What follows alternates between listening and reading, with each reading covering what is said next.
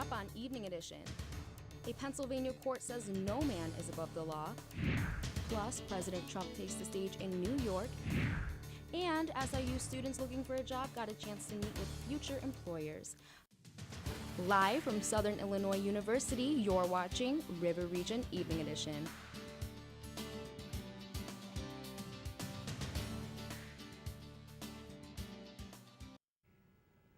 Today, SIU held the STEM job fair for students in the sciences looking for future careers. Good evening, I'm Samantha Soto. And I'm Kyler Giebert.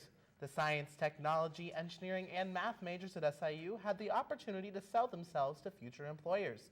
Students were able to bring their resumes to meet local and national businesses. Many SIU students were pleased with the experience and networking opportunities. This is honestly a great networking opportunity for us, and even if you aren't in the job that has that specific degree that they need, you can still talk to people and learn more about other careers. Overall, students were able to experience what real-world job hunting feels like. SIU's Director of Career Development says the job fair provides many good opportunities. Really explore the options that are out there for them. Sometimes students like to go just to the big name companies, but there are some really great opportunities with all of the companies that we have here. For students not in the STEM program, there will be general job and internship fairs on October 2nd. What you study in college may be the biggest indicator of success in the workforce. A report from Bankrate shows that actuarial science is the most valuable college major. The average income is $108,658 with an unemployment rate of 2.3%. Fine arts came in dead last with a 9.1% unemployment rate. They make an average income of $40,000 a year. More than 160 degrees in census data were analyzed, as well as some 15,000 bachelor degrees and incomes. There's now free Wi-Fi in downtown Carbondale. The city of Carbondale is offering Wi-Fi along Illinois Avenue between the Town Square Pavilion and Friendship Plaza. City officials say it's a nice amenity to offer students, residents, and visitors to the city. To connect to the Wi-Fi, go to your device's Wi-Fi settings and select City of Carbondale free Wi-Fi. No password is required. Now, Sam, we saw some pretty crazy weather early this morning. I know I was waking up from it by just the loudness of the thunder. So was I. I really hope we don't see any more of that. Absolutely. Well, Madeline Parker is here with a first look at weather. Madeline. Well, Sam, Kyler, as you can see tonight, we're going to have a low of 72 degrees. It is going to be partly cloudy for a while, but we might be seeing some isolated thunderstorms coming into our area. Tomorrow morning, it'll be dropping down to 60 degrees with some partly cloudy skies. And around midday, it'll be warming up to about 65 with, again, partly cloudy skies. In my full forecast, I'll be talking about some more thunderstorms that will be coming into the area. We might be seeing some high winds that are also coming in, but I will be showing you guys that in my 5-day forecast. Today is National Voter Registration Day, and SIU wants to help you get out there and vote. In the 2016 election, just over 58% of the population took to the polls, according to PBS. The SIU Student Center will be hosting voter registration tables on October 2nd and 9th from 11 to 5. The last day to register to vote in Illinois is November 6th, when you can register right before you cast your ballot. You can find the materials needed to register to vote on elections.il.gov. Perry County deputies helped deliver a baby yesterday afternoon. According to the Perry County Sheriff's Office, Sergeant Scott Kellerman and Sergeant B.J. Reagan responded to a call of a mother in labor. Deputies arrived when the child was coming. The baby boy was delivered without complications, and a Pinckneyville ambulance crew arrived shortly after the delivery. Both the mother and child are doing well and at the Hospital of Carbondale Memorial. The City of Herrin is looking to bring trains back to town. The Herrin City Council has agreed to a letter of engagement with an AMS Services. The Mississippi-based company specializes in rail and track construction and maintenance.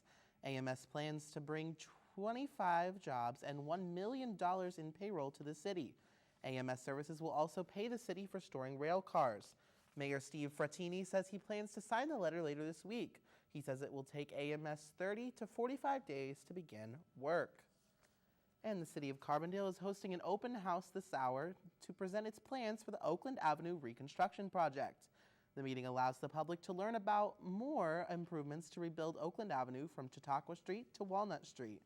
The plan includes adding a bicycle lane and removing some on-street parking near SIU campus. We will have more information about the meeting and the plans tomorrow. Southern Illinois University's honors program is bringing in a one-man live performance of Churchill. The Jeff Award-winning performance is a part of the fall edition of the Michael and Nancy Glassman Distinguished Lecture Series. The unique performance features the British bulldog who captured the hearts of millions and led his country to victory in World War II. The one-night-only performance is free and starts at 7 at Shryock Auditorium. Ahead on an evening edition, Bill Cosby faces his sentencing. Plus, President Donald Trump addresses the UN. You're watching Evening Edition at 5.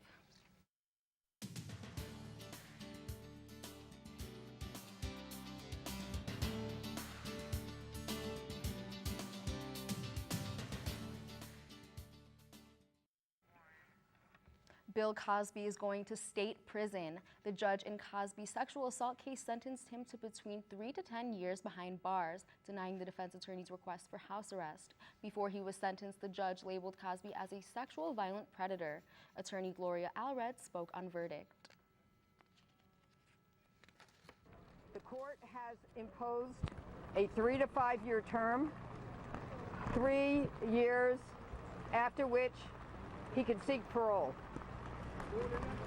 This is a very important day. Judgment Day has come. Cosby's defense is expected to fight against the sentencing. The countdown is on for a Senate hearing that will likely decide the fate of Supreme Court nominee Brett Kavanaugh. The judge is facing accusations of sexual misconduct from multiple women during his time as a high school and college student, including a claim from Christine Blasey Ford, who says Kavanaugh pinned her down in a bed and attempted to remove her clothes at a party during the early 1980s. He's never had any charges like this. I mean, charges come up from 36 years ago that are totally unsubstantiated. This is a con game being played by the Democrats. Ford is scheduled to testify on Thursday before the Senate Judiciary Committee. Senate Majority Leader Mitch McConnell has promised to hold a vote on Kavanaugh's nomination no matter what happens on Thursday. President Trump took center stage at the United Nations General Assembly this morning, emphasizing sovereignty at the year's largest gathering of world's leaders. Karen Kaifa has more from the United Nations. President Trump delivering a central message to the United Nations General Assembly. Michael Kors Holdings made a $2 billion deal for Versace. Chairman and CEO John Idol said in a statement today that the acquisition of Versace is an important milestone for the group. Idol also announced Michael Kors Holdings will change its name to Capri Holdings. Donatella Versace will continue to lead the company's creative vision. The Mauna Loa nut brand is recalling their macadamia nuts over possible E. coli. The company is voluntarily recalling all items produced after E. coli was found in the drinking water. All nuts packaged from September 6th to the 21st are affected. There are no reports of anyone getting sick. The recall is just a precaution. The facility is closed as health officials investigate. The slogan "America runs on Dunkin'" isn't just a catchphrase. Now it's a name change. Starting in January, the Boston-based coffee chain is dropping donuts from the name as its focus shifts to more menu items. The name change will be featured on everything from storefronts to packaging to social media accounts. Tickets to the most magical place on earth may cost less now depending on which day you go. Walt Disney World Resort in Orlando has unveiled a new pricing plan that kicks off next month.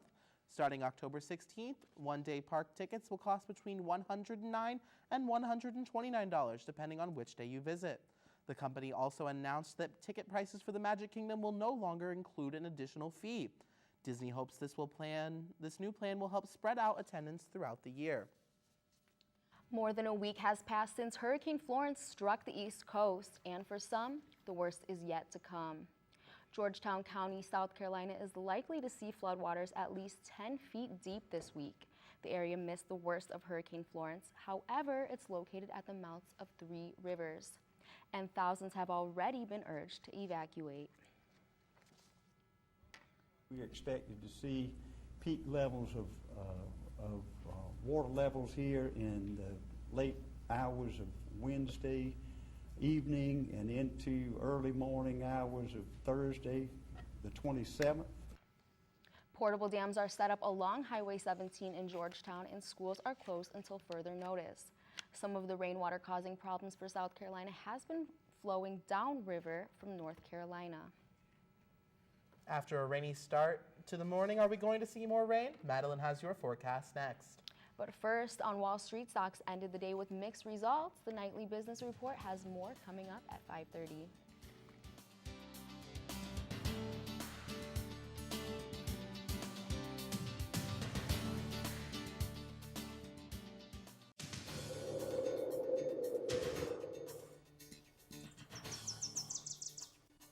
Welcome back to River Region Evening Edition. Here's a summer photo sent in by Danny Connolly. You can see all these beautiful blue skies with all those wonderful white clouds coming in.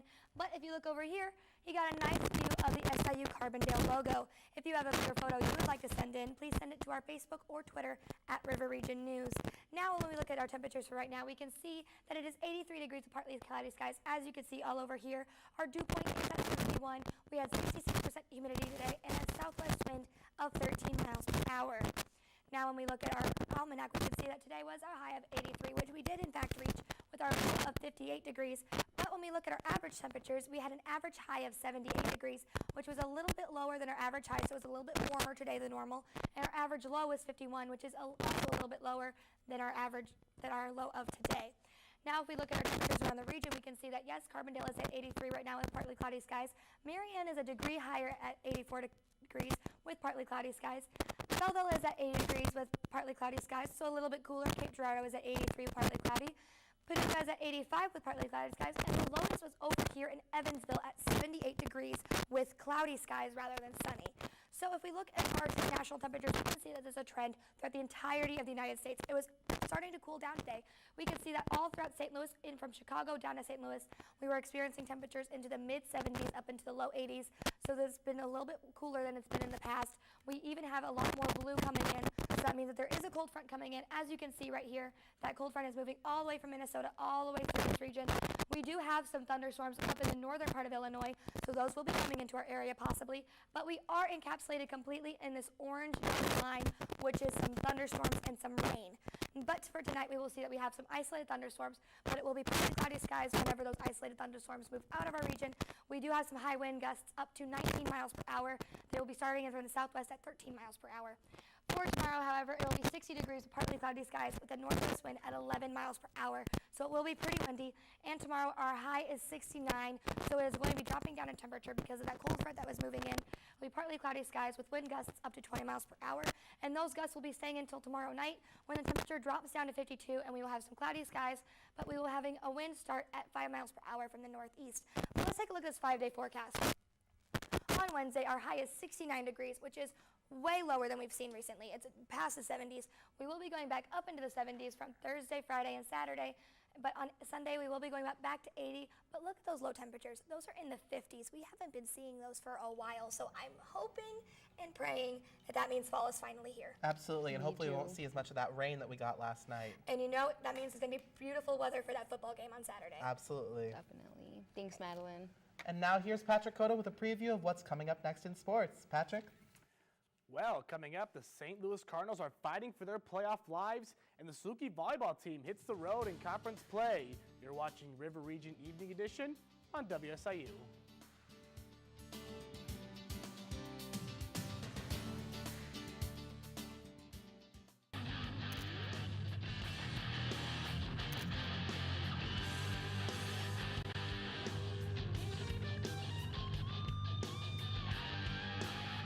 Volleyball team took their match to Indiana last night, taking on the Valparaiso Crusaders. Neither team led by 2 or more points throughout the set as SIU fell in the first set, 25-21. But in the next 2 sets, it was all Valpo from there, taking both sets by more than 7 points. SIU would fall for the 3rd consecutive conference sweep this season, and it doesn't get easier as they head to Springfield on Friday to take on the Missouri State Bears. And the Saluki men's golf team finished in the Northwestern Wyndon Memorial Classic in 14th place. SIU finished with an over par of plus 26 as Marquette took the Memorial with a 4 under par in the 16-team field. Luke Gannon was Southern's top finisher in a tie for 33rd place with a 4 over par. The Dogs returned to Carbondale for some practice and rest before competing in the Notre Dame Fighting Irish Classic. And in baseball news, the St. Louis Cardinals started a series with the Milwaukee Brewers with playoff implications on the line. This game was tied at 1 until the 6th inning as Milwaukee put up 2 more runs to lead 3-1, but in the bottom of the 6th, Marcell Ozuna hits a 2-run bomb to give the Cardinals the 1-run lead. But Milwaukee would tie it up in the 7th inning, and come 8th inning, the Brewers would take the lead for good. They would win that game 6-4. On to the north side, the Chicago Cubs were fighting for the division title, hosting the Pittsburgh Pirates. Pittsburgh got off to a hot start in the first inning, taking a 2-0 lead. The Cubs would soon make it a 1-run game, but that was the closest they would get. The Pirates would add on 3 more runs to secure the win as Pittsburgh's pitcher, Jameson Taillon, would pitch through 7 innings, giving up 1 run and 5 hits as Pittsburgh takes the victory 5-1. And down in Florida, the 2-0 Tampa Bay Buccaneers plays host last night to the winless Pittsburgh Steelers. Although it was Tampa Bay who would get off to an early 7-0 lead, but Pittsburgh would go on a quick 30-7 run with 3 first-half touchdowns thrown by Ben Roethlisberger. Although things got a little interesting in the second half. In the second half, Tampa Bay made it interesting by going on a quick 17-0 run, but it wasn't enough for the Buccaneers as Pittsburgh took the victory 30-27. And as we stay with the game, as your play today is this Ben Roethlisberger's 75-yard touchdown pass to Vance McDonald, though McDonald had other plans, throwing Chris Conley to the ground on his merry way to the zone. McDonald finished with 112 receiving yards and that touchdown in Pittsburgh's victory. And as we go on to the cross-country side, why does head coach Kevin Cataldo think the Saluki cross-country team is having a great success?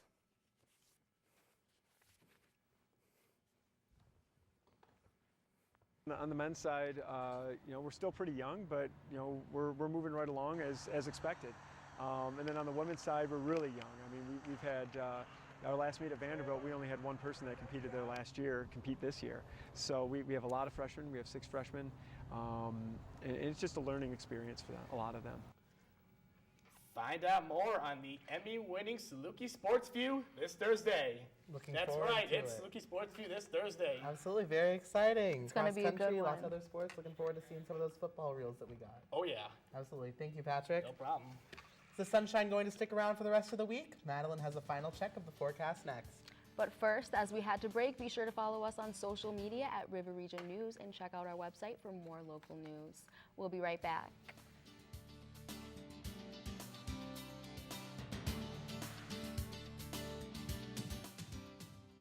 President Trump took center stage at the United Nations General Assembly this morning, emphasizing sovereignty at the year's largest gathering of world leaders. Karen Kaifa has more from the United Nations. President Trump delivering a central message to the United Nations General Assembly. He's putting America first. America will never apologize for protecting its citizens. Trump emphasized sovereignty as a useful avenue for progress. The United States will not tell you how to live or work or worship. We only ask that you honor our sovereignty in return. His message underscored by decisions to withdraw the U.S. from several multinational agreements, including the Paris Accord and the UN Human Rights Council. The president defended his decisions, many that put him at odds with key U.S. allies, including the decision to pull out of the Obama-era Iran nuclear deal. We cannot allow the world's leading sponsor of terrorism to possess the planet's most dangerous weapons. We ask all nations to isolate Iran's regime as long as its aggression continues. The president's speech coming less than 24 hours after he signed a new U.S.-South Korean trade deal, also as the U.S. and China hit each other with their most expensive round of tariffs yet. I have great respect and affection for my friend, President Xi, but I have made clear our trade imbalance is just not acceptable. Trump striking a notably different tone on North Korea than last year's address, where he threatened to, quote, totally destroy North Korea. This year, Trump spoke of a possible follow-up summit with Kim after their historic first meeting in June. Since that meeting, we have already seen a number of encouraging measures, though much work remains to be done. At the United Nations, I'm Karen Kafa.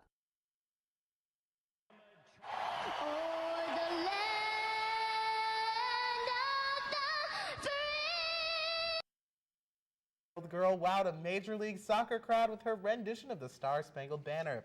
Malaya Emma has become an internet sensation. Malaya also acts and even has an agent. Her dream is to one day perform with Christina Aguilera.